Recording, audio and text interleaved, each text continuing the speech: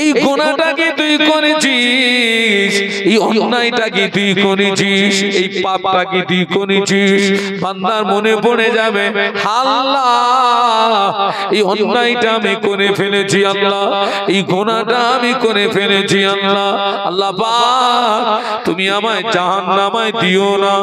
আল্লাহ বলে, বান্দারে আজ হাসরের ময়দানে আমি তোকে গোপন জায়গায় ডেকে এনেছি, ও আমার বান্দারে তুই কাঁদবি না। আমি আল্লাহ পাক আজ হাসরের ময়দানে তোর জীবনের আসমান সমূহ গুনাহগুলোকে আমি আল্লাহ গোপনে গোপনে মাফ করে দিলাম। একটু মহব্বতে বলুন না, এর নাম কি হিসাব? সহজ হিসাব। যা গোপনে গোপনে। হ্যাঁ, ওই বান্দার নেকি কম হয়ে গেছে কটা? একটা। অর্ডার কোন জায়গা? অর্ডার জাহান্নাম। আল্লাহ অর্ডার করেছে বান্দা, আল্লাহকে বলছে, আল্লাহ আমাকে একটু সময় দাও না আল্লাহ। আজ হাসরের ময়দানে আমার আত্মীয় স্বজন আল আওলাদ যারা আছে, আমার আব্বা মা বিবি ছেলে মেয়ে, অন্তত আমি একটু তাদের কাছে যাই, দেখি না কেউ আমাকে একটা নেকি দেয় নাকি। আল্লাহ তো দয়াময়, আল্লাহ পাকের রহমতের দরিয়ায় জোশ মেরে যাবে। বলুন সুবহানাল্লাহ। হ্যাঁ, আল্লাহ পাক বান্দাকে অবকাশ দেবে। যা ওই বান্দা হাসরের ময়দানে কোটি কোটি কোটি কোটি মানুষের মাঝখানে আব্বাকে চিনে ফেলবে, মাকে চিনে ফেলবে, বিবিকে চিনে ফেলবে, ছেলেকে চিনে ফেলবে, মেয়েকে চিনে ফেলবে। আব্বার কাছে নেকি চাইবে, আব্বা নেকি দেবে না। মায়ের কাছে যাবে, মা নেকি দেবে না। বিবির কাছে যাবে, বিবি নেকি দেবে না। ছেলের কাছে যাবে, দেবে না। মেয়ের কাছে যাবে, দেবে না। বন্ধু বান্ধবের কাছে যাবে, দেবে না। সবাই ফিরিয়ে দেবে। কিয়ামতের ময়দানে ওই বান্দা কাঁদতে কাঁদতে আল্লাহ পাকের দরবারে নৈরাশ হয়ে ফিরে আসবে। আল্লাহ পাক কেউ আমাকে একটা নেকি দিল না। আল্লাহ পাক আজ হাসরের ময়দানে কেউ আমাকে একটা নেকি দিল না। ও রব্বুল আলামিন, আল্লাহ পাক তুমি আমাকে জাহান্নামে দিও না। আল্লাহ পাক জাহান্নামের আগুন সহ্য করার ক্ষমতা আমার নাই। ওই সময় আল্লাহ বলবে, বান্দারে কেউ তোকে একটা নেকি দিল না, তবে তোর জীবনের একটা নেকি আমার কাছে মওজুদ আছে, তোকে আমি জানাই না। এর জোরে বলতে পারলেন না? মহব্বতে বলতে পারলেন না? এখনো তোর জীবনের একটা নেকি আমার কাছে আছে, ওটা আমি তোরে বলিনি। আচ্ছা, এইরকম সময় যদি আল্লাহর পক্ষ থেকে এইরকম একটা যদি বার্তা আসে, আচ্ছা বলুন তো বান্দা কিরকম খুশি হবে? বান্দা বলবে, আল্লাহ তুমি আজ হাসরের ময়দানে আমার সঙ্গে ঠাট্টা করছো নাকি? আল্লাহ আল্লাহ তুমি কি আমার সঙ্গে আজ হাসরের ময়দানে ঠাট্টা করছো, উপহাস করছো? আল্লাহ বলেন, বান্দা রে, ও আমার বান্দা, আজ হাসরের ময়দানে আমি তোর সঙ্গে ঠাট্টা করি না বান্দা, উপহাস করি না বান্দা। বান্দা বলে, আল্লাহ পাক আমার জীবনের যে নেকিটা তোমার কাছে মওজুদ, ওটা আমার জীবনের কোন নেকি? ও আমার বান্দা রে, তুই এক রাতে ঘুমিয়েছিলি বান্দা, ওই ঘুমিয়ে ঘুমিয়ে এক কাত থেকে যখন অপর কাতে গিয়েছিলি, ওই ঘুমিয়ে ঘুমিয়ে এক কাত থেকে যখন অপর কাতে গিয়েছিলি, এক করোড় থেকে যখন অপর করোড়ে গিয়েছিলি, তোর জবান থেকে একবার আল্লাহ শব্দ বেরিয়েছিল। ও আমার বান্দারে, তুই ঘুমের ভিতরে একবার আল্লাহ বলার কারণে তোর যে নেকি হয়েছে, ওই নেকিটা আমার কাছে মওজুদ আছে। ও আমার মালাইকারা, এই নেকিটা নিয়ে আমার বান্দার নেকির পাল্লায় চাপিয়ে দাও। ফেরেশতারাই ওই নেকিটা নিয়ে বান্দার নেকির পাল্লায় যেই না চাপিয়ে দেবে, আল্লাহর হুকুমে বান্দার নেকির পাল্লাটা ভারী হয়ে যাবে। এইবার আপনি বলেন, এখানে বসে আমরা কতবার আল্লাহ বলেছি? আমরা কতবার সুবহানাল্লাহ বলেছি, আমরা কতবার দরুদ শরীফ পড়েছি, আমরা কতবার কলেমা শরীফ পড়েছি। এই একবার দরুদ শরীফ যদি কবুল হয়ে যায়, একবার সুবহানাল্লাহ যদি কবুল হয়ে যায়, একবার আল্লাহু আকবার যদি কবুল হয়ে যায়, একবার কলেমা শরীফ যদি কবুল হয়ে যায়, ওটাই কিয়ামতের ময়দানে জান্নাতে যাওয়া ওসিলা হয়ে যাবে। জোরে বলুন। সেই জন্য বলছি সময় অপচয় করেন না, যতটুকু সময় পান একটু আল্লাহ বিল্লাহ করেন, আল্লাহকে ডাকুন। আজকে তাম পৃথিবীতে মুসলমানদের যে অবস্থা, তাতে এটা কিন্তু স্পষ্ট হয়ে গেছে, তাম পৃথিবীর জমিনে মুসলমানদের আহা বলার একমাত্র আমাদেরকে বাঁচাতে পারে কে? একটু জবান খুলে বলুন। তিনি আমাদেরকে বাঁচাতে পারেন, তিনি আমাদেরকে মারতে পারেন। ইন্নাল্লাহা আলা কুল্লি শাইইন কাদির। সমস্ত ক্ষমতার মালিক কার হাতে?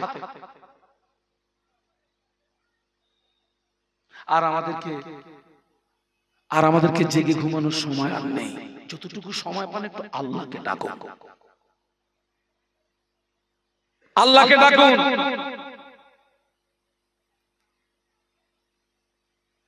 আজকের আমাদের ভিতরে নামাজ নেই, ইবাদত নেই, আমল নেই, কিচ্ছু নেই, পুরো শুকনো কাঠ হয়ে গেছে।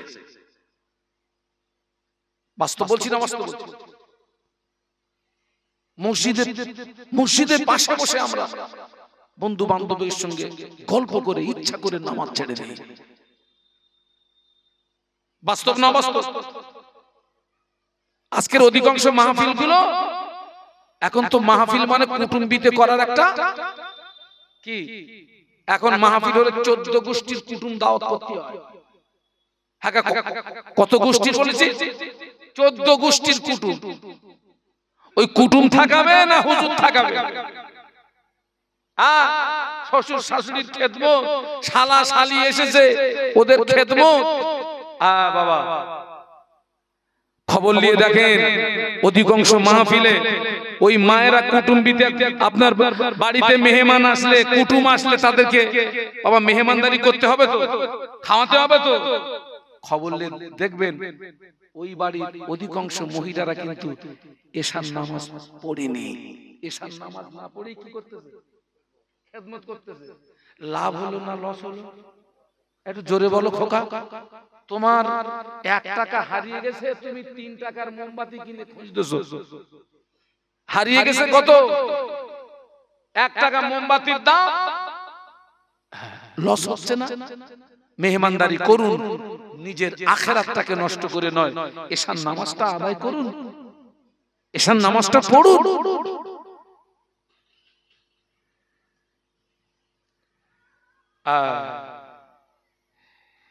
এখান থেকে নারায়ণপুর বাজার পায়ে হেঁটে যেতে কতক্ষণ লাগে? 10 মিনিট। ফজরের নামাজ আদায় করেছে, ফজরের নামাজ আদায় করে আপনি নারায়ণপুর বাজারে যাবেন। আপনি যদি নেকির ভিখারি হন, আপনি বাড়ি থেকে পায়ে হেঁটে যাবেন। আপনি বাড়ি থেকে বেরিয়েছেন, হাঁটতে হাঁটতে যান, আর গুনগুন আওয়াজে একটু কলেমা শরীফ পড়ুন, একটু দরুদ শরীফ পড়ুন, একটু সুবহানাল্লাহ পড়ুন, একটু আলহামদুলিল্লাহ পড়ুন। নারায়ণপুর বাজারে যাওয়া হবে, 10 মিনিটে অনেক নেকি কামাই হবে। একটু বলুন না সুবহানাল্লাহ। বসিরহাটে যাবেন, মোটর বাইকে যাবেন, যান, মোটর বাইকের পিকআপটা টানুন, আর গুনগুন আওয়াজে কলেমা শরীফ পড়ুন, দরুদ শরীফ পড়ুন, সুবহানাল্লাহ পড়ুন, আলহামদুলিল্লাহ পড়ুন।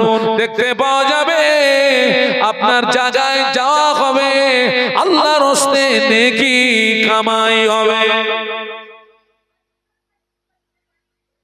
এসব আজকে মানবে ভাই, এতটুকু বিশ্বাস রাখবেন। শাহানুর আপনাদেরকে এই কথাগুলো বলছে মানে ও আমলটা আলহামদুলিল্লাহ শাহানুর আলমের ভিতরে আছে। সেই তো গাড়ির ভিতরে বসে রয়েছে রে ভাই, তুই ফাও বসে থাকবো কেন? একটু তাসবিহটা নিয়ে একটু দরুদ শরীফ পড়ি না, একটু কলেমা শরীফ পড়ি না, একটু সুবহানাল্লাহ পড়ি না, আলহামদুলিল্লাহ পড়ি না, সুবহানাল্লাহি ওয়া বিহামদিহি সুবহানাল্লাহিল আযীম। এটা জবানে হালকা কিন্তু মিজানে অনেক ভারী। সুবহানাল্লাহ বলুন, পড়ি না। ও মায়েরা, ফজরের নামাজ পড়েছেন মা, ফজরের নামাজ আদায় করে মায়েদের যারা গ্রাম্য এলাকার মায়েরা, আগে আমাদের মা চাচিরা আঙিনা ঝাড় দিত, আঙিনা আঙিনা উঠোন উঠোন উঠোন। এখন শহর এলাকায় আর উঠোন পাওয়া যায় না, তবে এটা তো গ্রাম্য এলাকা। ও মায়েরা, ফজরের নামাজ পড়েছেন মা, আগে অধিকাংশ বাড়ির ভিতর থেকে ফজরের নামাজের পরে কোরআন তেলাওয়াতের আওয়াজ শোনা যেত। অধিকাংশ বাড়ির ভিতর থেকে মাগরিবের নামাজের পরে কোরআন তেলাওয়াতের আওয়াজ শোনা যেত। বাবা, এখন আর কোরআন তেলাওয়াতের আওয়াজ পাওয়া যায় না। ঠিক বলছি না ভুল বলছি? যে বাড়িতে ফজরের নামাজের পরে কোরআন তেলাওয়াত হয়, ওই বাড়িটা ফজর থেকে মাগরিব পর্যন্ত আল্লাহর ফেরেশতারা পাহারায় দাঁড়িয়ে যায়। তাও একটু সুবহানাল্লাহ বলবেন না? বাড়ি গিয়ে বলবেন নাকি? একটু মোহাব্বতে জোরে বলেন না। যে বাড়িতে মাগরিবের নামাজের পরে কোরআন তেলাওয়াত হয়, মাগরিব থেকে ফজর পর্যন্ত ওই বাড়িটায় আল্লাহর ফেরেশতারা পাহারায় দাঁড়িয়ে যায়। আগে অনেক বাড়ির ভিতর থেকে কোরআন তেলাওয়াতের আওয়াজ শুনতে পাওয়া যেত বাবা, মাগরিবের নামাজের পরে কোরআন তেলাওয়াতের আওয়াজ শুনতে পাওয়া যেত বাবা। এখন আর কোরআন তেলাওয়াতের আওয়াজ শোনা যায় না, তবে অধিকাংশ বাড়ির ভিতর থেকে গানের আওয়াজ শুনতে পাওয়া যায়। এটা দুঃখ, এটা আফসোস। আজকের এই মাহফিলটা আমাদের জীবনের শেষ মাহফিল হতে পারে না? পারে না? বলুন বলুন। এটা আমার জীবনের শেষ ওয়াজ হতে পারে না? পারে না? আপনি হয়তো সারা জীবনে অনেক মাহফিলে যোগদান করেছেন, কিন্তু ওই মাহফিলগুলো আল্লাহ পাকের দরবারে কবুল হয়ে গিয়েছে এর কোনো নিশ্চয়তা? আজকের এই মাহফিল যদি আল্লাহ পাকের দরবারে মকবুল হয়ে যায়, জানবেন এই মাহফিল কিয়ামতের ময়দানে আমাদের জন্য নাজাতের ওসিলা হয়ে যাবে। একটু বলুন সুবহানাল্লাহ। আচ্ছা, ইসলামের প্রথম যুদ্ধ হচ্ছে বদরের যুদ্ধ। বদরের যুদ্ধে মুসলমানদের সংখ্যা ছিল মাত্র 313, কাফেরদের সংখ্যা ছিল 1000, এবং 1000 ছিল সশস্ত্র আর 313 ছিল নিরস্ত্র। বলুন তো জিতেছিল কারা? তাহলে আমরা এখন সংখ্যায় কম আছি বলে আমরা কি ঘাবড়াবো নাকি? হ্যাঁ, এমন আওয়াজ দিতে হবে আশেপাশে যেন মনে করে পুরো প্যান্ডেল কি হয়ে গেছে। হ্যাঁ, জোরে জোরে দরুদ শরীফ আল্লাহুম্মা, খুব মহব্বতের সঙ্গে।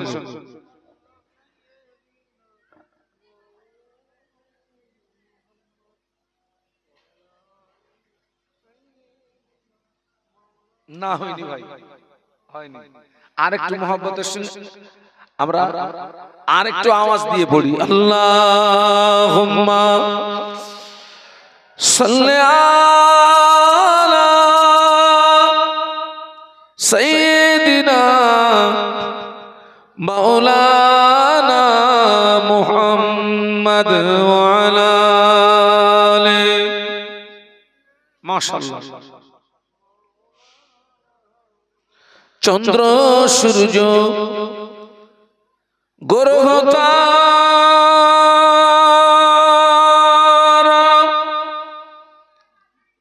সবই বলে খুশির দিন। চন্দ্র সূর্য গ্রহ তারা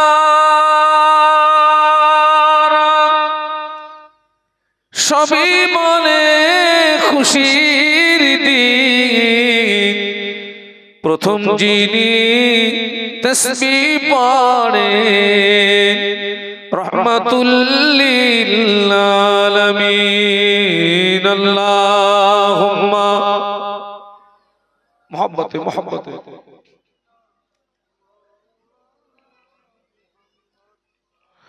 وعلى آله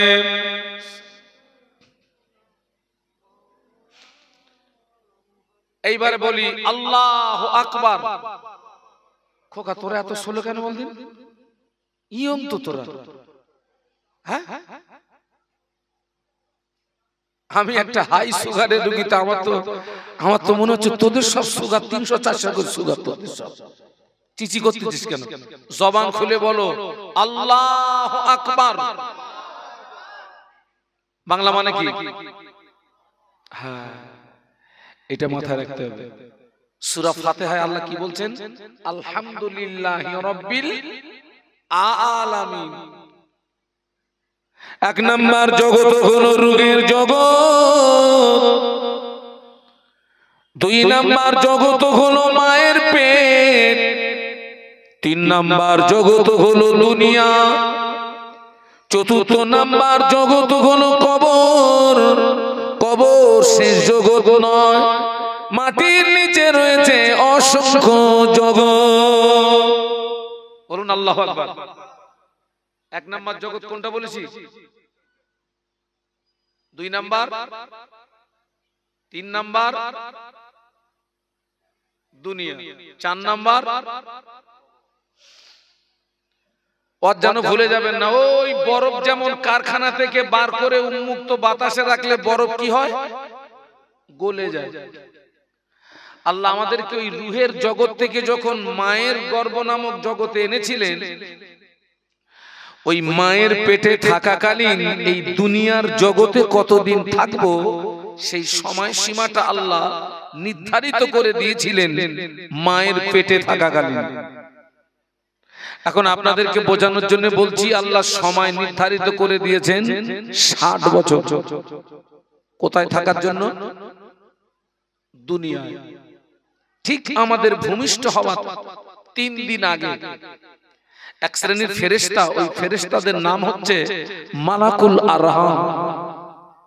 ওই ফেরেশতা মায়ের রেহেমের ভিতরে প্রবেশ করে আমাদের সম্বোধন করে একটি কথা বলেছিলেন, আল্লাহর বান্দা, ও আল্লাহর বান্দা, তোমাকে 3 দিন পরে দুনিয়া নামক একটি জগতে পাঠানো হবে। এ ব্যাপারে তোমার মতামত কি বলো? এ ব্যাপারে তোমার চিন্তা ভাবনা কি বলো? আমরা সেদিন জবাব দিয়েছিলাম, ও আল্লাহর মালাইকা, না না, দুনিয়া নামক জগতে যেতে চাই না, এই জগৎ তথা মায়ের গর্ভ নামক জগতে থাকতে চাই। আল্লাহর ফেরেশতারা বলেছিলেন, না না, 3 দিন অতিবাহিত হয়ে গেলে এ জগৎ তোমাকে ছেড়ে দিতে হবেই হবে। 3 দিন অতিবাহিত হলো, মায়ের প্রসবের যন্ত্রণা শুরু হলো। মা আমাদের প্রসব করলেন, পৃথিবীর জমিনে ভূমিষ্ঠ হলাম। বাবাজি, বরফ যেমন কারখানা থেকে বার করে উন্মুক্ত বাতাসে রাখলে বরফ যেমন বিগলিত হয়, আমরা যেদিন মায়ের গর্ভ নামক কারখানা থেকে বেরিয়ে এই দুনিয়া নামক উন্মুক্ত বাতাসে এসেছি, ঠিক ওই দিন থেকে আমাদের নির্দিষ্ট নির্ধারিত সময় থেকে সময়গুলো সব বরফের মতো গলে যাচ্ছে। বোঝা গেছে নাকি? ওই বরফ যেমন গলে, যেদিন মায়ের পেট থেকে দুনিয়া এসেছি, ঠিক ওই দিন থেকে আমাদের নির্দিষ্ট নির্ধারিত সময় থেকে সময়গুলো বরফের মতো কি হচ্ছে। অনেক যুবক জওয়ানদেরকে বলেছি, খোকা সারা জীবন তো হজ শুনেছিস, এবার একটু নামাজ পড়।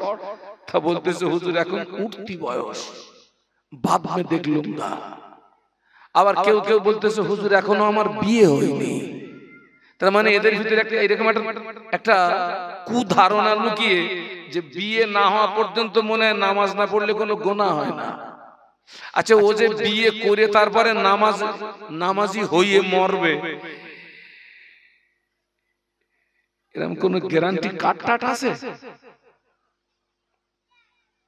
আল্লাহ পাক কি বলছে দেখুন, আল্লাযী খালাকাল মাউতা ওয়াল হায়াতা লিয়াবলুয়াকুম আইয়ুকুম আহসানু আমালা। একটু মহব্বতে সুবহানাল্লাহ বলা যায় বাবা?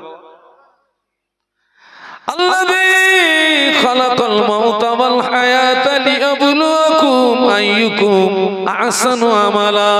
আল্লাহ বললেন আমি হায়াত মউত সৃষ্টি করেছি তোমাদের পরীক্ষা করব। ওই পরীক্ষাটি কি হবে? আমি আল্লাহ পাক হায়াত মউতের মাঝখানে তোমাকে যে সময় দিয়েছি বান্দা, ওই সময়ের ভিতরে আমার কোন বান্দা কে কতটা আমালে সালেহ করতে পারে, নেক আমল করতে পারে, ওটাকে পরীক্ষা করার জন্য আমি আল্লাহ পাক হায়াত মউত সৃষ্টি করেছি। সুবহানাল্লাহ। আল্লাযী খালাকাল মাউতা ওয়াল হায়াতা লিয়াবলুয়াকুম আইয়ুকুম আহসানু আমালা। আল্লাহ বলছেন আমি হায়াত মউতকে সৃষ্টি করেছি তোমাদের পরীক্ষা করব। ওই হায়াত মউতের মাঝখানে আমি আল্লাহ তোমাকে যে সময় দিয়েছি, ওই সময়ের ভিতরে আমার কোন বান্দা কে কতটা আমালে সালেহ করতে পারে, নেক আমল করতে পারে। একটু বলুন সুবহানাল্লাহ। আল্লাহ কিন্তু বলেননি যে কে কত বেশি আমল করতে পারে, আল্লাহ বলেননি আকসারু আমালা, আল্লাহ বলেছেন আহসানু আমালা। কে কত ভালো আমল করতে পারে, নেক আমল করতে পারে, আমালে সালেহ করতে পারে, এটাকে পরীক্ষা করার জন্যই আমি আল্লাহ পাক হায়াত এবং মউতকে সৃষ্টি করেছি। একটু বলুন সুবহানাল্লাহ। আচ্ছা ভাই, নিজের বিচার নিজে করা যায় না? যায় না? নিজের হিসাব নিজে করা যায় না? যায় না? আমরা যে ক্যাটাগরির মুসলমান, আমরা যদি আমাদের জীবন নামক গাড়িটাকে নিয়ে যদি সমীক্ষা করি, তাতে দেখা যাবে আমার দৃষ্টিতে আমাদের দ্বারা দৈনন্দিন নেকি যতটা কামাই হয়, তার চেয়ে বেশি কামাই হয় কোনটা? গোনা। আর আমি আপনাদেরকে বোঝানোর জন্য বলছি, আমাদের দ্বারা প্রতিদিন নেকি অর্জন হয় 100 গ্রাম, আর গোনা কামাই হয় 150 গ্রাম। তার মানে প্রতিদিনের হিসাবে নেকির তুলনায় গোনা বেশি হচ্ছে কতটা করে? 50 গ্রাম করে। এই গতিতেই জীবন নামক গাড়িটি চলছে। আমার কথা বুঝতে পারছেন না? পারছেন না? এই গতিতেই জীবন নামক গাড়িটি চলছে। চলতে চলতে চলতে চলতে হায়াত শেষ। হায়াত যখন শেষ হবে তখন অটোমেটিক আপনার নিঃশ্বাস কি হবে বলুন? ফাইজা জা আজালুহুম লা ইস্তাখিরুনা সাআতান ওয়া লা ইস্তাকদিমুন। বলুন সুবহানাল্লাহ। ওই যে মায়ের পেটে যে সময় নির্দিষ্ট করে দিয়েছিলেন, ওই নির্দিষ্ট নির্ধারিত সময় কি হবে? মউত হবে। একটু বলুন সুবহানাল্লাহ। নির্দিষ্ট নির্ধারিত সময়ে মউত হবে।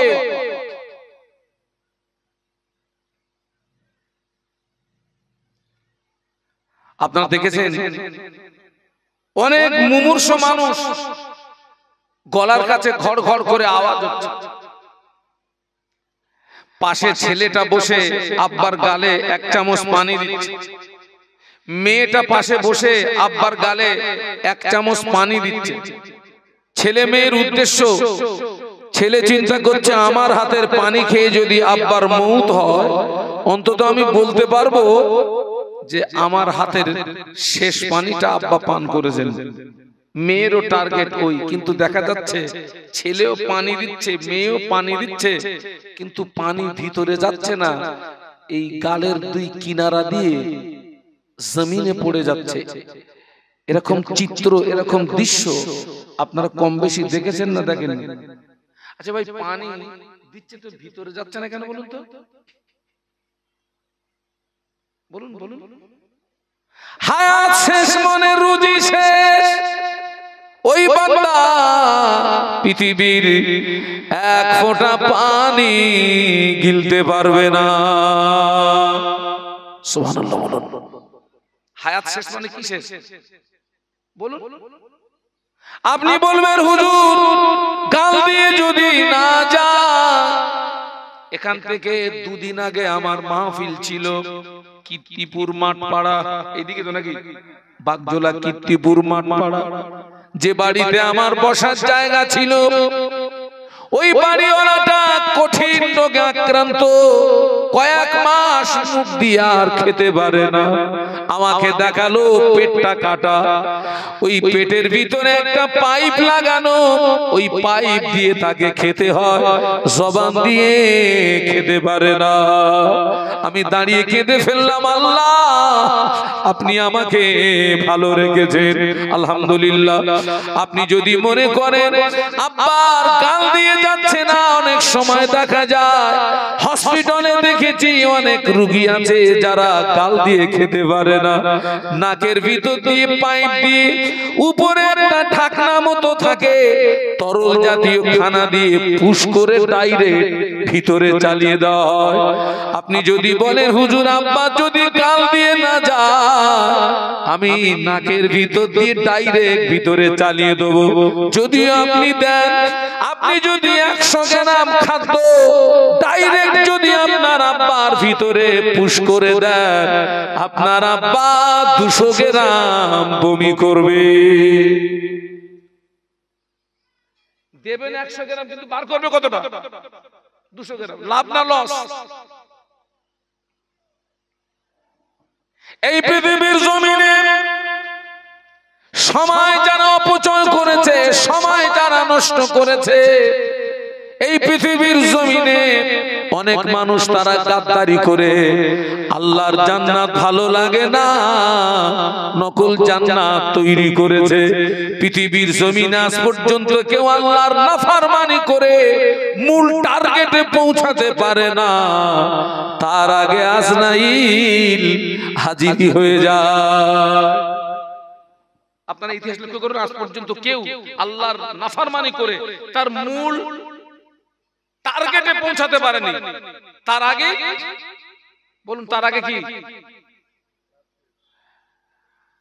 নকল জান্নাত বানিয়েছিল কে? সে কি তার স্বপ্নের তৈরি করা জান্নাতে প্রবেশ করতে পেরেছিল? বলুন বলুন। না না,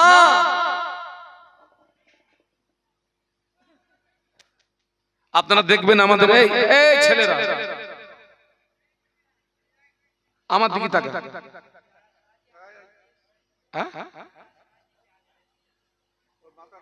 আচ্ছা আচ্ছা আচ্ছা,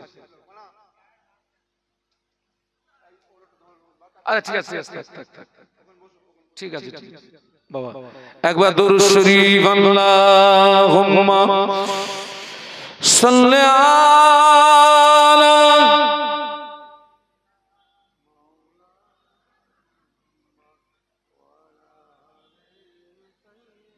আপনারা দরুদ শরীফ পড়েন, তা আপনাদের কি বলে দরুদের মধ্যে তো আমি কোনো জাযবা পাচ্ছি না, একটু জোরে জোরে পড়েন আল্লাহুম্মা সাল্লি আলা।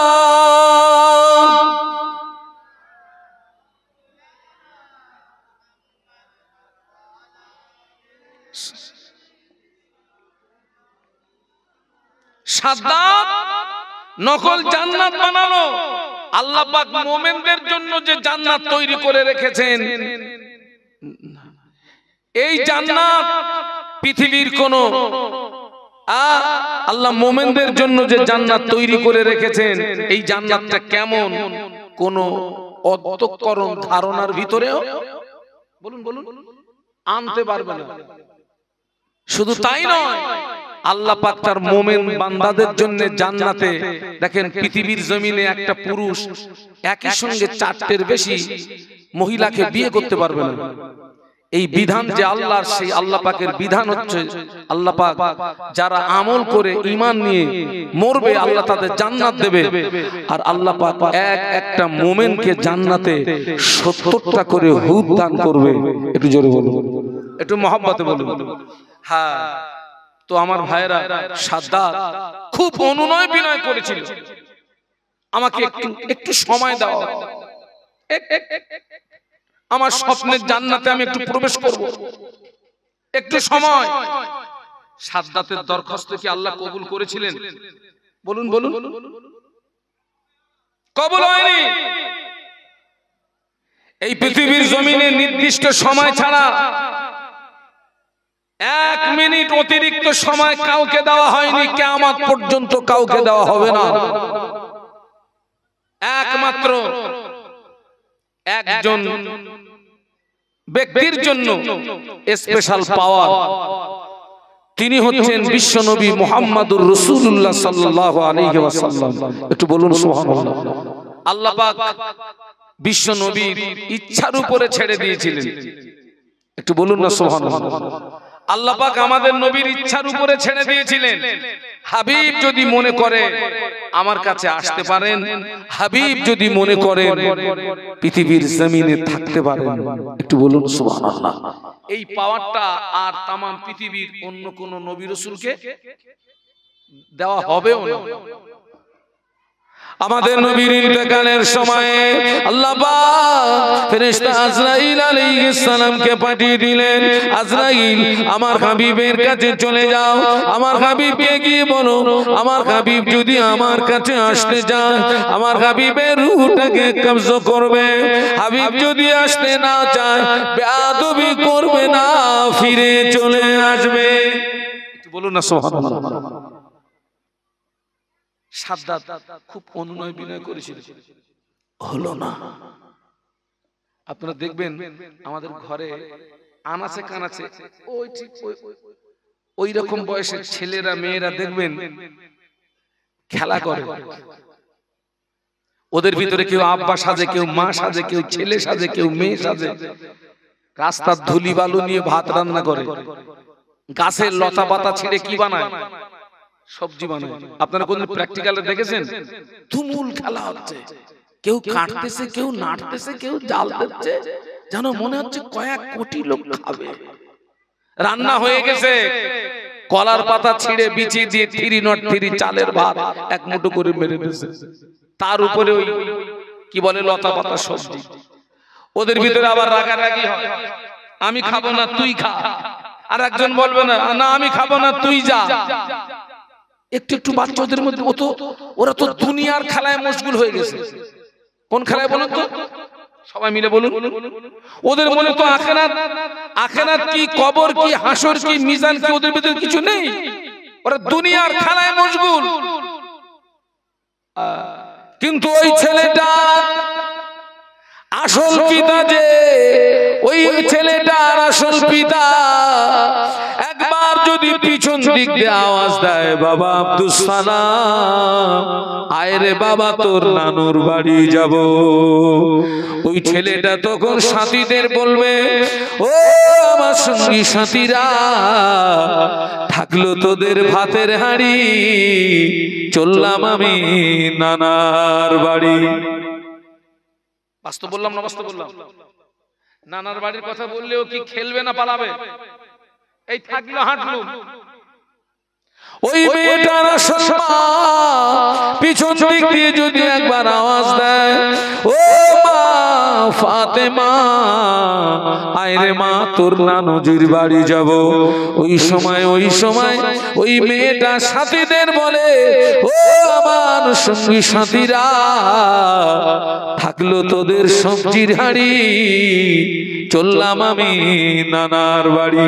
ছেলেরা তুমি তোমার জীবনের সময় নষ্ট করলে, বাজারের সময় নষ্ট করলে, বন্ধু বান্ধবের পিছনে সময় নষ্ট করলে, খেলায় সময় নষ্ট করলে, মোবাইলের পিছনে সময় নষ্ট করলে, আল্লাহর ইবাদত তুমি করলে না।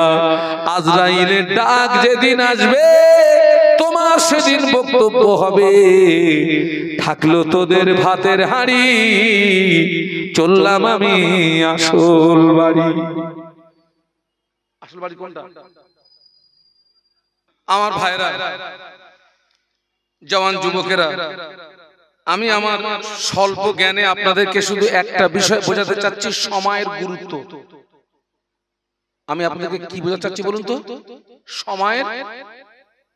সময়ের গুরুত্ব। আমাদের জীবনের প্রচুর সময় অপচয় হয়, প্রচুর সময় নষ্ট হয়, কিন্তু এর জন্য একদিন আক্ষেপ হবে, সেদিন আর পায়ের নিচে মাটি থাকবে না। আজকের আপনারা বলুন তো, এই যে মাহফিলটা হচ্ছে, এই যে আপনারা এখানে বসেছেন, এখানে যতক্ষণ সময় দেবেন এটা আপনার জীবনে উপকার না ক্ষতি বলুন?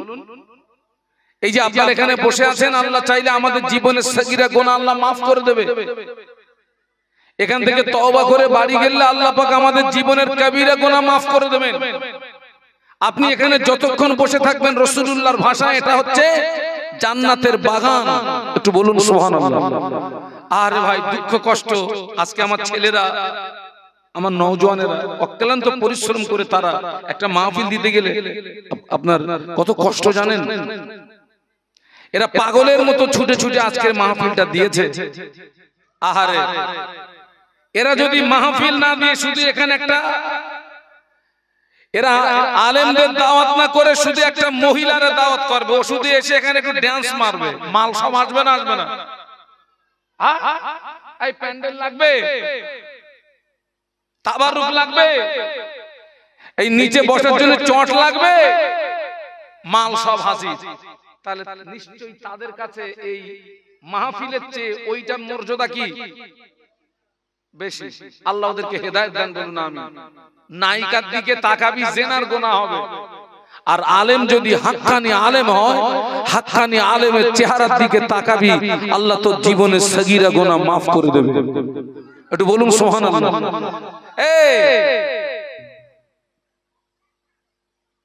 নায়িকাদের দিকে তাকাবি, তোর চোখ নষ্ট হয়ে যাবে।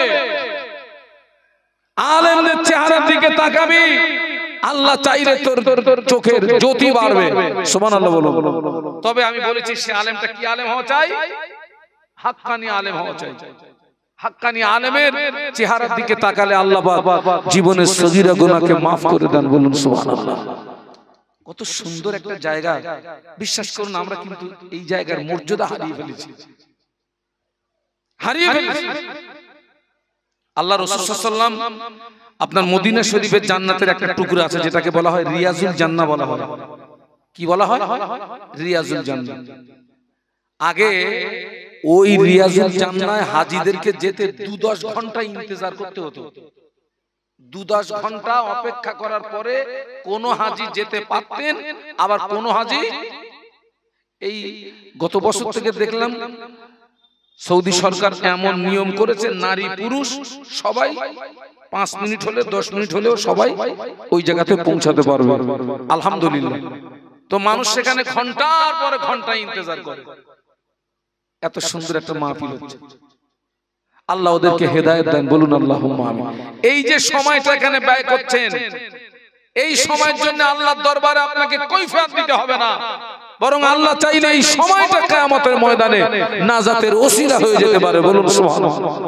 কারণ আপনি এখানে দ্বীনের ইলম অর্জন করার জন্য বসেছেন। আল্লাহ রাসূল বলেছেন, তলাবুল ইলমি ফারিদাতুন আলা কুল্লি মুসলিমিন ওয়া মুসলিমা। প্রত্যেকটা মুসলিম নরনারীর জন্য দ্বীনের ইলম, দ্বীনের জ্ঞান অর্জন করা ফরজ। একটু বলুন সুবহানাল্লাহ। আমাদের জীবনের সময়ের কত মূল্য জানেন? 1 মিনিট সময়, 1 সেকেন্ড সময়, 1 সেকেন্ড অনেক মূল্য। কিয়ামতের ময়দানে আল্লাহ পাক নিজেই বিচারক হবেন। আল্লাহ পাক ইনসাফের পাল্লা খাড়া করবেন। আল্লাহ পাক ইনসাফের পাল্লা খাড়া করবেন। জাররা জাররা করে কি আল্লাহ পাক হিসাব নেবেন। কিয়ামতের ময়দানে আল্লাহ পাক এক বান্দার হিসাব নেওয়ার পরে দেখতে পাওয়া যাবে ওই বান্দার জীবনে একটা নেকি কম পড়ে গিয়েছে। কটা? মানে একটা গুনার পরিবর্তে যদি ও একটা নেকি পায়, অতি সহজে জান্নাত পেয়ে যাবে। একেবারে যেটা মূল কথা, সার কথা হচ্ছে ওর একটা নেকি শর্ট পড়ে গেছে। আচ্ছা ভাই, আমাদের তো পৃথিবীর জমিনে অনেক বন্ধু বান্ধব আছে না? একটু কথা বলুন।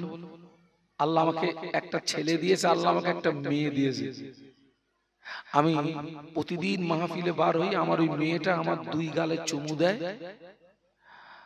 দিয়ে আমাকে দোয়া পড়ে আমাকে গাড়িতে তুলে আমার বিদায় করে দেয়।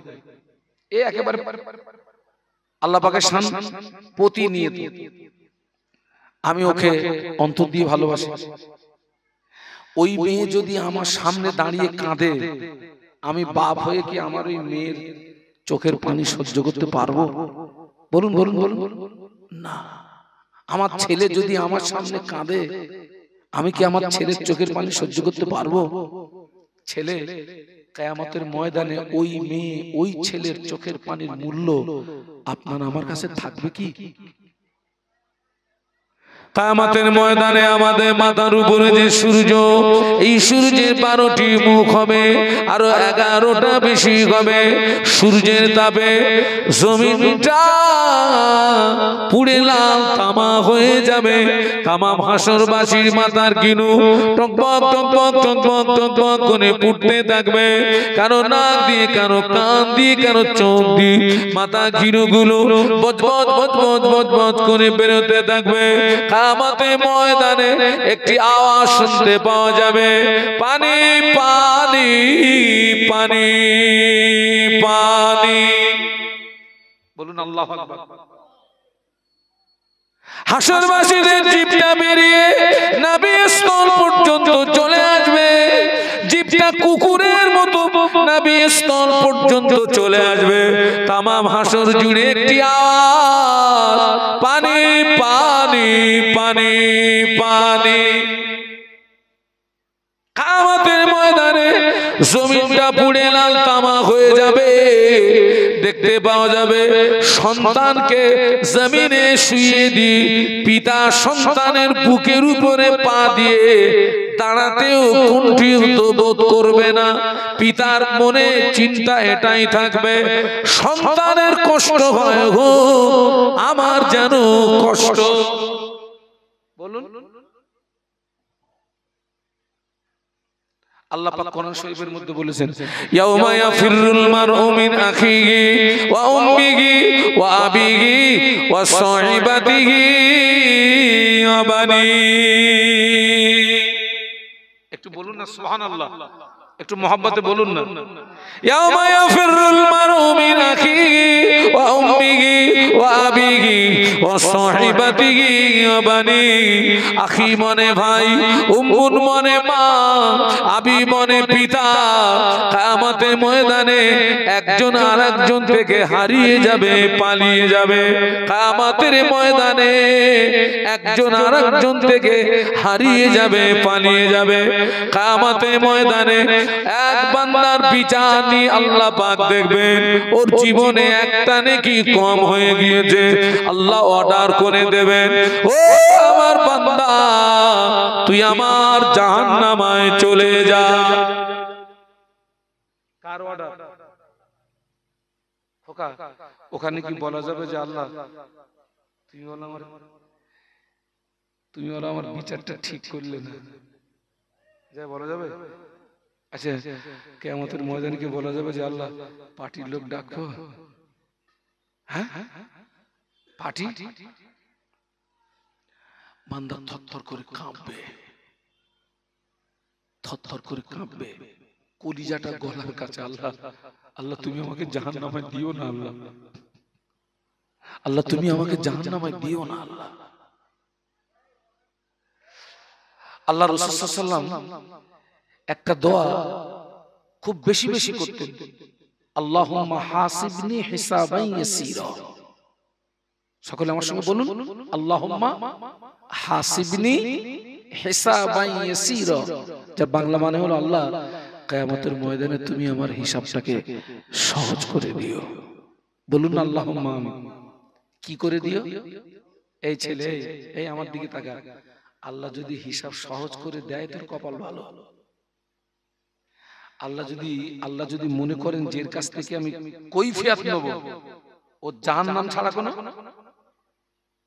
আল্লাহ যদি মনে করে এর কাছ থেকে কৈফিয়ত নেব,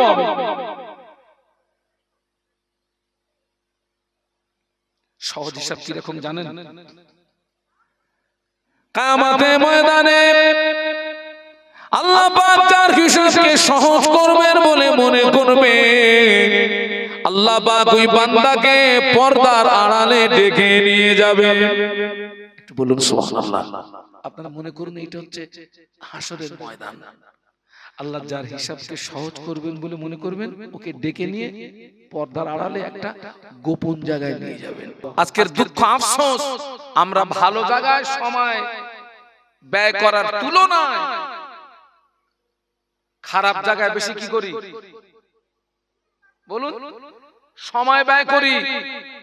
আজকের এই ঠান্ডার সময়, শীতের সময় অধিকাংশ জায়গায় মেলা হচ্ছে, মেলা। আপনি খবর নিয়ে দেখেন 50-50 আমাদের। ওই মেলায় যত মানুষ যায় 50-50 কাদের বলেছি?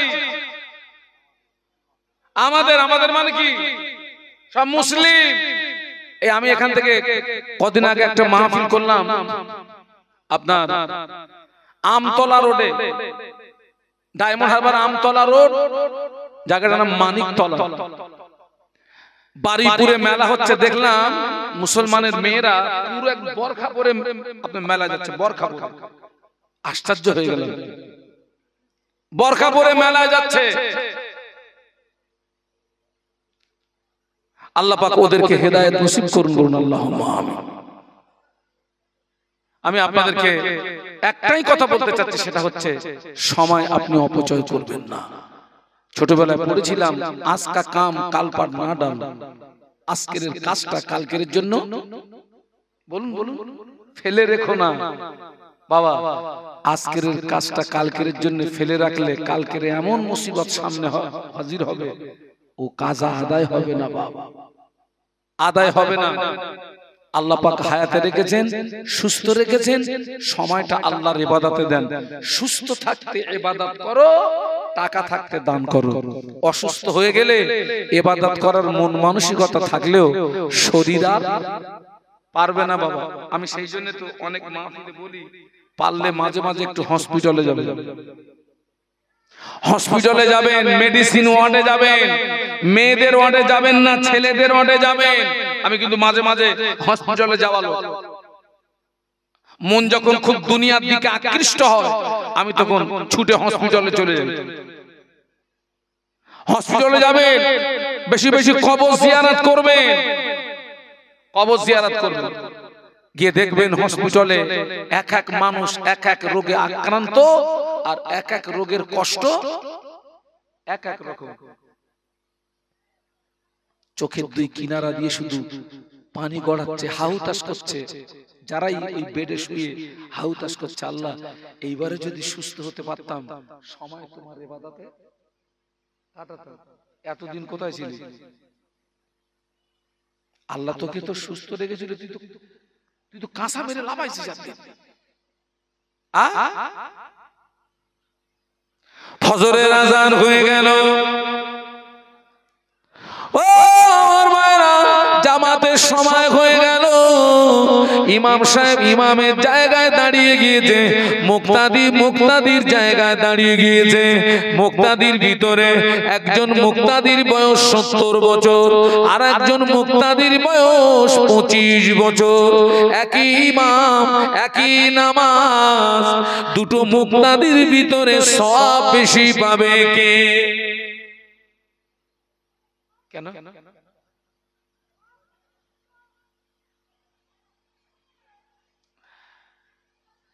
যারা চাকরিজীবী 60 বছর 65 বছর হয়ে গেলে সরকাররা রাখে না, বাড়ি পাঠায়। কথা বলেন না কেন? সরকার রাখে না, বাড়ি পাঠায়। টাকা দিচ্ছি, বাড়ি যা, আর তো চলবে না। কেন? তোরে যে জন্য নিয়েছিলাম সে কাজা, তুই এখন চোখে কম দেখিস, কানে কম শুনিস, ঘন্টায় 13 বার পেশাব করিস। তুই পেশাব থাকাবি না, আমার কাজ করবি। ওই জন্য তোর কাজ করতে হবে না, বাড়ি যা, টাকা দিচ্ছি, বসে খা।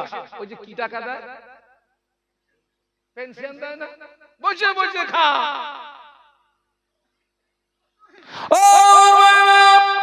আপনার সুস্থ জীবনটা আল্লাহর ইবাদতে দিলেন না, আপনার যৌবন বয়স আল্লাহর ইবাদতে দিলেন না। এখন বুড়ো হয়ে গেছেন, উঠতে গেলে বাবারে, বসতে গেলে মারে, ঘন্টায় 13 বার পেশাব করবা। তুমি পেশাব থাকাবা না, নামাজ পড়বা। ও আমার মায়েরা, সুস্থ জীবন তুমি আল্লাহর ইবাদতে দিলে না, সুস্থ যৌবন কালটা তুমি আল্লাহর ইবাদতে দিলে না। এখন তুমি বয়স হয়ে গেছো, ঠিকভাবে রুকু করতে পারো না, সিজদা করতে পারো না, তোমারই ইবাদত আমার আল্লাহ ভালোভাবে নেবে কেন? ওই শুধু তাই নয়, যারা বুড়ো হয়ে গেছে মেলা ওদেরকে আর ডাকে না। বুড়ো যারা হয়ে গেছে মেলা ওদেরকে আর ডাকে না। বুড়ো যারা হয়ে গেছে মোবাইলে পাবজি ওদেরকে আর ডাকে না, ফ্রি ফায়ার ওদেরকে আর ডাকে না। বুড়ো যারা হয়ে গেছে নারীরা ডাকে না। নারীরা ওরে কি জন্য ডাকবে? তো বুড়ো হয়ে গেছে, কাজ মিটে গেছে, ওখানে কোনো লাভ হবে না। যুবক যে আছে কান ওরে ডাকে আমার কাছে আয়, যে যুবক মেলা ওরে ডাকে আমার কাছে আয়, তাস ওরে ডাকে আমার কাছে আয়, কাঁজা ওরে ডাকে আমার কাছে আয়, নারীরা ওরে ডাকে আমার কাছে আয়। নারীরা হাত ছানি দেয়, এই যুবক তুই আমার কাছে আয়। ওই যুবক ছেলেটা মেলার মুখে লাথি মেরে, কানের মুখে লাথি মেরে, সেনার মুখে লাথি মেরে, তাসের মুখে লাথি মেরে আল্লাহকে রাজি করানোর জন্য ও যখন আল্লাহু আকবার বলে নামাজে দাঁড়িয়ে যায়, আমার আল্লাহর আরশ খুশি হয়ে যায়।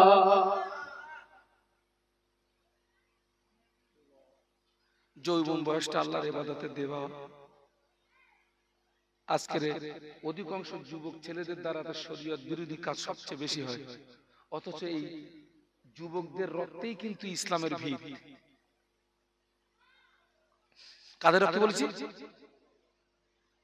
ইসলামের ভিত কিন্তু বুড়োদের রক্তে না, ইসলামের ভিত হচ্ছে যুবকদের রক্তে, ইসলামের ফাউন্ডেশন। একটু সুবহানাল্লাহ বলবেন না? আবু বকর সিদ্দিক রাদিয়াল্লাহু আনহু যখন ইসলাম গ্রহণ করেন উনি তখন বুড়ো নন, যুবক। ওমর রাদিয়াল্লাহু আনহু যখন ইসলাম গ্রহণ করেন যুবক। আলী কাররামাল্লাহু ওয়াজহাহু ইসলাম যুবক।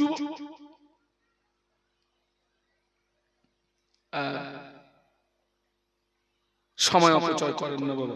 আমি আপনাদেরকে কিন্তু জ্ঞান দিতে আসিনি বাবা। অনেক মানুষ বসে আছেন, আমি আপনাদের পায়ের ধুলির সমতুল্য না।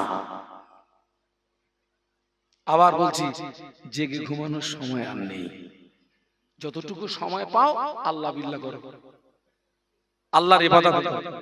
সময় যতটুকু পাও আল্লাহ। ফাদখুলি ফি ইবাদি ওয়াদখুলি জান্নাতি। একটু সুবহানাল্লাহ বলা যাবে? একটু মহব্বতে বলা যাবে? ফামান কানা ইয়ারজু লিকা রাব্বিহি ফালইআমাল আমালান সালিহান ওয়ালা ইউশরিক বিইবাদাতি রাব্বিহি আহাদা। আল্লাহর সঙ্গে যদি আপনি মোলাকাত করতে চান, আপনাকে দুটো কাজ করতে হবে। আমালান সালিহান, নেক আমল করতে হবে, আর ইবাদতের ভিতরে কাউকে বলুন শরীক স্থাপন করা, আল্লাহ পাকের দিদার পেয়ে যাবেন। বলুন সুবহানাল্লাহ। জান্নাতে যেতে চাও, ফাদখুলি ইবাদি ওয়াদখুলি জান্নাতি। আমাদেরকে ভালো হতে হবে ভাই, আমাদেরকে পরিবর্তন হতে হবে ভাই। আর কবে ভালো হব? আর কবে মসজিদের সঙ্গে সম্পর্ক তৈরি করব? আর কবে নামাজের পার্টির সঙ্গে সম্পর্ক তৈরি করব ভাই? পৃথিবীর জমিনে বহু পার্টি আছে বাবা। কোন পার্টি অন্য পার্টির সঙ্গে সম্পর্ক রাখবেন, মদের থেকে পৌঁছে দেবে। অন্য পার্টির সঙ্গে সম্পর্ক রাখবেন, নারীর থেকে পৌঁছে দেবে। মসজিদের সঙ্গে সম্পর্ক রাখবেন, মসজিদের পার্টির সঙ্গে আপনি মসজিদের সময় দেবেন, মসজিদের পার্টিতে সময় দেবেন। আল্লাহর নামে শপথ করে বলছি, ওই মসজিদের পার্টি আপনাকে আল্লাহর জান্নাতের দরজায় পৌঁছে দেবে।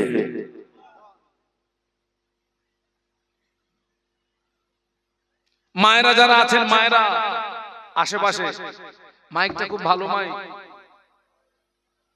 এই আওয়াজ অনেক দূরে যাচ্ছে। তুমি কি মানে কি বিরোধী ছিলে নাকি? মায়েদেরকে বলছি, মায়েরা পুরুষদের তুলনায় মেয়েদের জান্নাতে যাওয়া সহজ। একটু বলুন সুবহানাল্লাহ। আল্লাহর নবী সহিহ হাদিস, আল্লাহ রাসূল বলেছেন কিয়ামতের ময়দানে যে মহিলা 4টি প্রশ্নের জবাব দিতে পারবে ওই মহিলার জন্য 8টি জান্নাতের দরওয়াজা খোলা থাকবে। যেটা দিয়ে খুশি ওইটা দিয়ে যা। সুবহানাল্লাহ বলবেন না? 1 নাম্বার প্রশ্ন হবে নামাজ সম্পর্কে, 2 নাম্বার প্রশ্ন হবে রমজানের রোজা সম্পর্কে, 3 নাম্বার প্রশ্ন হবে স্বামীর আনুগত্য সম্পর্কে, 4 নাম্বার প্রশ্ন হবে পর্দা সম্পর্কে। যে মহিলা ওই 4টে প্রশ্নের জবাব দিতে পারবে ওই মহিলা আল্লাহর 8টা জান্নাতের দরওয়াজা দিয়ে ঢুকতে পারবে। মায়েদের বলছি, মায়েরা সকালে ফজরের নামাজ পড়েছেন মা, ফজরের নামাজ পড়ে গ্রাম্য এলাকার মা আপনি, আপনাকে আঙিনা ঝাড় দিতে হবে। ও মা, আপনি আঙিনা ঝাড় দেন আর গুনগুন আওয়াজে কলেমা শরীফ পড়ুন মা, একটু দরুদ শরীফ পড়ুন মা, একটু সুবহানাল্লাহ পড়ুন মা, আলহামদুলিল্লাহ পড়ুন মা। আঙিনা ঝাড় দেওয়া হবে, মা তোর নেকি কামাই হবে। তারপরে মা আপনি থালা বাসন সাফ করবেন মা, থালা বাসন সাফ করুন মা, আর মনে মনে একটু দরুদ শরীফ পড়ুন মা, কলেমা শরীফ পড়ুন মা, সুবহানাল্লাহ পড়ুন মা, আলহামদুলিল্লাহ পড়ুন মা। থালা বাসন সাফ হবে, নেকি কামাই হবে। মায়েরা বাচ্চাদেরকে দোলনায় নিয়ে দোল দেন। অনেক মায়েরা গান বলেন মা, আমি আপনাদেরকে বলবো ও মায়েরা, বাচ্চাদের দোলনায় তুলে দোল দেওয়ার সময় গান বলবেন না মা। আপনি বাচ্চাকে দোল দেন আর কলেমা শরীফ পড়ুন, লা ইলাহা ইল্লাল্লাহ, লা ইলাহা ইল্লাল্লাহ, লা ইলাহা ইল্লাল্লাহ, লা ইলাহা ইল্লাল্লাহ, লা ইলাহা ইল্লাল্লাহ। ও মা, আপনি দেখবেন একদিন আল্লাহ আপনার কলিজা টুকরার জবান থেকে কলেমা জারি করে দেবে।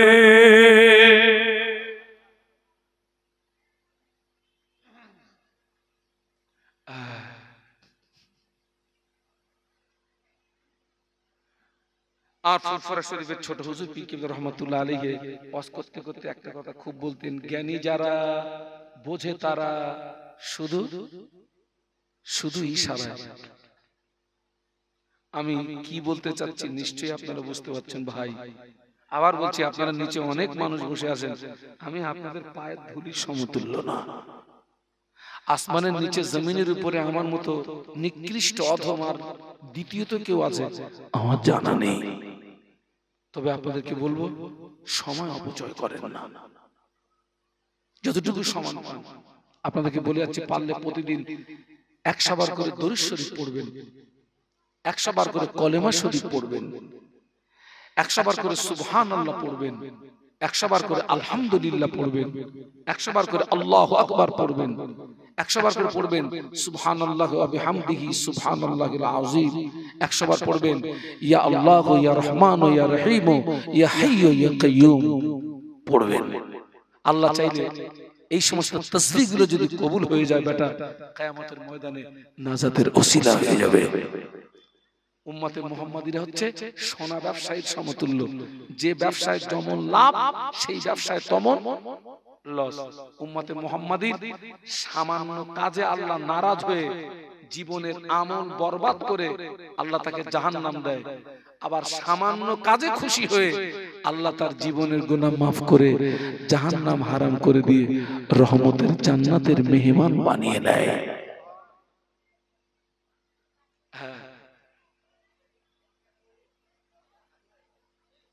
আমাদেরকে পরিবর্তন হতে হবে, নামাজি হতে হবে, আল্লাহ ওয়ালা হতে হবে, জাকিরিন হতে হবে।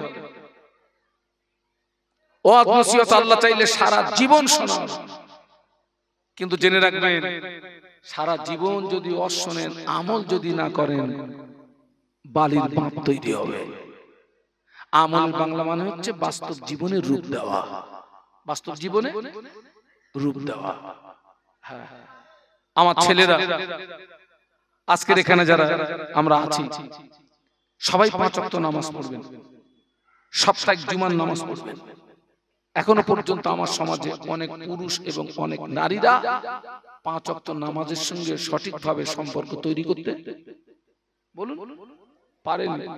অথচ আল্লাহ নবী সাহাবীদের জীবন দেখুন, নবীর জীবনী দেখুন। মদিনার মসজিদে নববী শরীফে ফজরের আযান হয়ে গেল। মদিনার মসজিদে নববী শরীফের মুয়াজ্জিন হাফসি বেলাল মদিনার মসজিদে নববী শরীফে যখন আযান দিতেন, হাফসি বেলালের আযানের আওয়াজ আল্লাহ পাকের আরশ মুআল্লাতে পৌঁছে যেত। একটু সবাই মিলে বলা যাবে? আযান হয়ে গেছে, আল্লাহ নবী নিজে ইমাম, আল্লাহ নবী নিজে ইমামতি করতেন।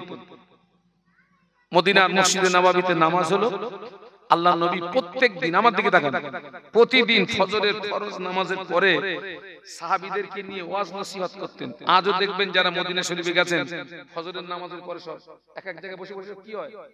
তালিম হয়। তো আল্লাহ নবী সাহাবীদেরকে নিয়ে ওয়াজ নসিহত করতেন প্রত্যেক দিন। একজন সাহাবী উনি ওই নামাজ পড়েই সোজা বাড়ি, কোনদিন নবীর ওয়াজ নসিহতের মজলিসে বলুন বলুন বসে না।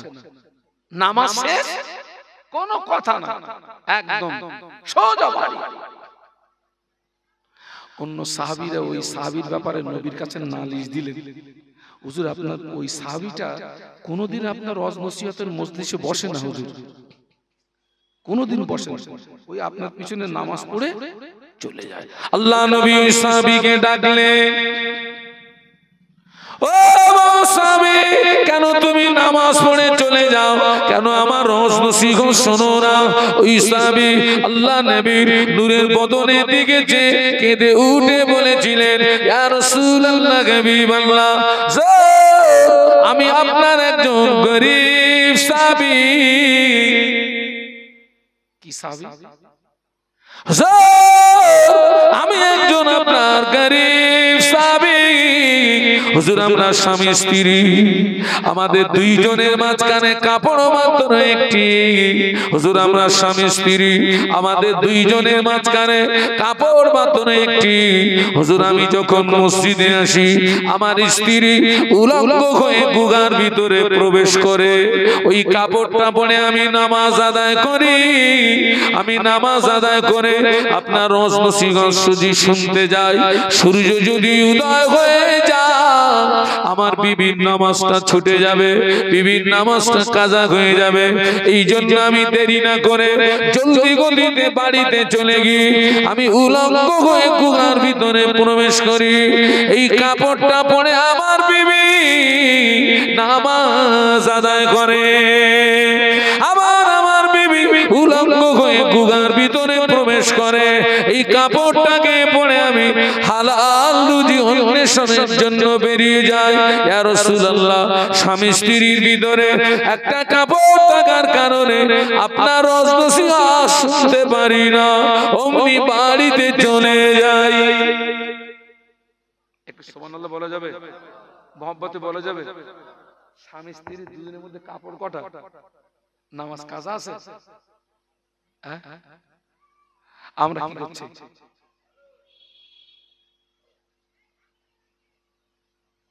তুমি যে সময়টা দোকানে দিলে, যে সময়টা বন্ধু বান্ধবের পিছনে দিলে, যে সময়টা মেলায় দিলে, ওই সময়টা ঘুরিয়ে এই দিকে দিলেই তো নামাজ হয়ে যায়, তাই না?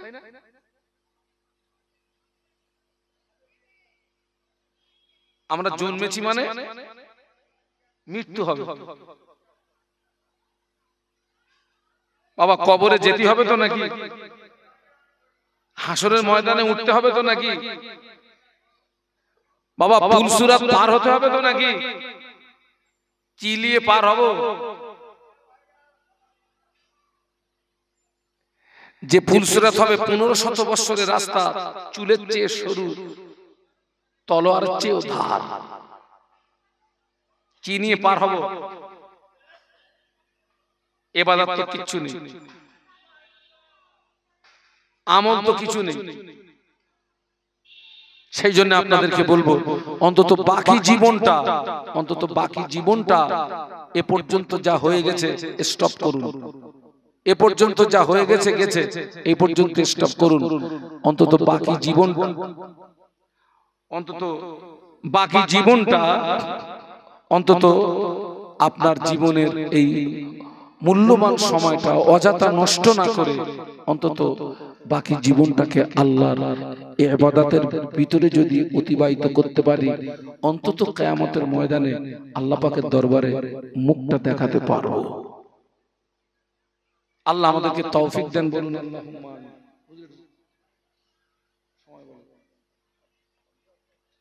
50 হয়ে গেছে। আমি আপনাদের কাছ থেকে বিদায় নেব, তবে তার আগে একটা কথা বলি। আমি নেমে যাওয়ার আগে একটু হাত তুলে দোয়া করব। আজকের এই মাহফিলটা হচ্ছে মসজিদের উন্নতি কল্পনা, আর মসজিদের কাজ চলতেছে না। এখন আপনারা কিছু টাকা দিতে পারবেন? নগদে দিতে হবে না। 10 জন আমাকে 1000 করে আপনারা ওয়াদা দেন, টপ টপ করে নাম লিখি, একটু হাত তুলে দোয়া করে আমি চলে যাই।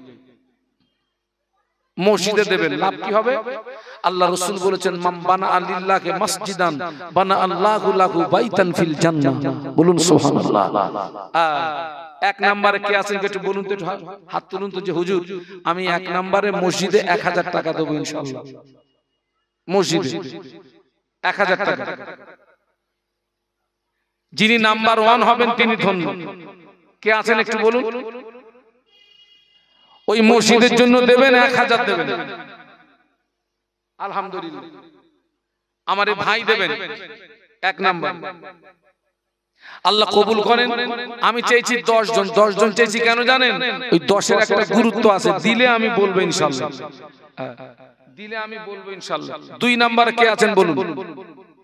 1000 টাকা দেবেন মসজিদের জন্য। এতগুলো মানুষ একটু বলুন।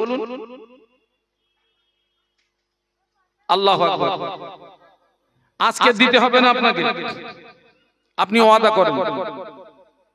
2 নম্বরে কে আছেন একটু বলুন যে হুজুর আমি মসজিদের জন্য 1000 টাকা দেব। আল্লাহর রাস্তায় একটু হাতটা তুলে দেন। নিশ্চয়ই আপনারা দিয়েছেন, আপনারা না দিলে তো এ পর্যন্ত হয়নি। 1000 টাকা। আলহামদুলিল্লাহ। কি নাম ভাই? আচ্ছা নাম বলতে হবে না।